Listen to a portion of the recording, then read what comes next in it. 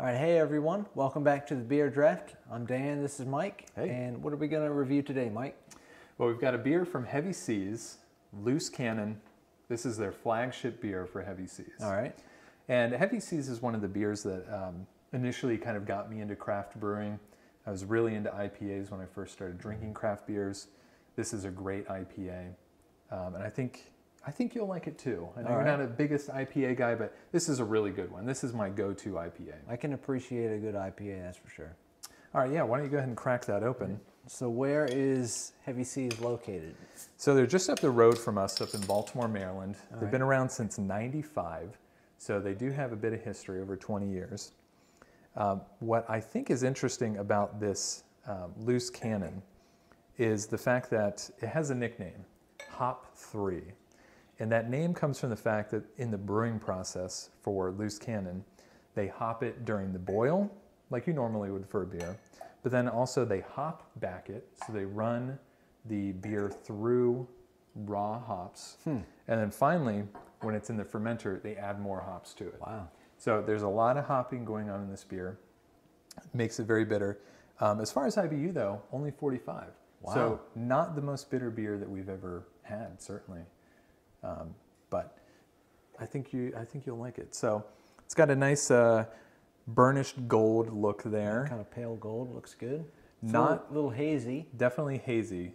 That's from all the hops that they add to it after the boiling process? Yeah, if you think about it, you know, it's a plant material, so there's definitely going to be some loose stuff in there. As far as the smell goes, let's give that. Ooh, wow. Definitely get like a floral scent on that. Really strong hop smell, but it smells good. Floral, kind of a piney smell. Not really fruity though. No. Sometimes you smell that with the hops, but on this one, definitely more of that woodsy scent, I think, with the hops. Really fresh smell. Let's give it a sip.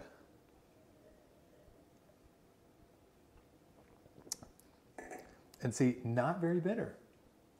You're not getting that much bitterness on this beer, I don't think. I don't know. I think I might have to disagree. It's quite bitter, but it's not a bad bitter. Sometimes if you're drinking a beer and it's bitter to the point of like biting you in the face, that's bad. But this one, it's not bad. I think the whole meld of the taste of it, I think it really works. It's pretty good. Well, it has a really strong malt flavor to it, which I think the sweetness of those malts, for me at least, it's balancing that bitterness out. It's really taking it away. And being only 45 IBU, I mean, we've had stuff that's not even an IPA that has a higher IBU than that. That's true, yeah. So not feeling it? I don't know. How do they get away with hopping it that much and having such a low IBU? Well, I think it's really the malts in here. There's so much sugar in this beer. So it helps balance it out? Yeah, that it's really taking that bitterness down. Okay. And I think that's why they're able to make it their flagship beer. Now, we tried another beer from them, the Double Cannon. Fortunately, we lost that video, so you'll never get to see it. Maybe we'll review it again another time. But you think about that beer, much higher IBU, much more bitter. Whereas this one, at least for me, this is a more drinkable beer. Now, with the ABV on this though, 7.25. That's pretty strong. So that's a very strong beer. So while it is drinkable for me, definitely one that you're not going to have more than one of. That's true. You might have to cut it in with some more lightweight beers. And they do have a session IPA that's only 4.5, Crossbones, and we'll definitely be checking out that beer in the future. But for you, I know you're not an IPA guy. Does this change your mind at all? I don't know. I think I preferred their Double Cannon IPA over this one. Really? Yeah. Huh. Although I can't really explain why, but for some reason, I don't know.